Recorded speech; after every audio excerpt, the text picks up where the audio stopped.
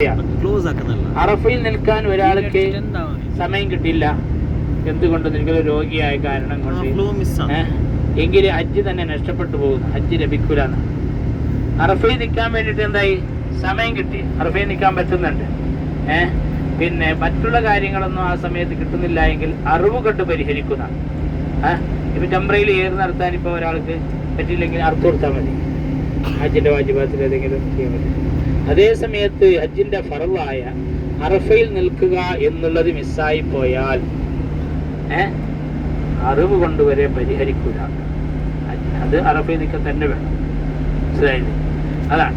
അപ്പോൾ സുഖമില്ലാതെ ഹോസ്പിറ്റലിൽ അഡ്മിറ്റായ ആളുകളെല്ലാം അറഫ ദിവസം എന്താ കൂടുതൽ ഡിസ്ചാർജ് ചെയ്തിട്ട് ആംബുലൻസിൽ കൊണ്ടുവരും അറഫയിലേക്ക്. അങ്ങനെയാണ് ചെയ്യുന്നത്.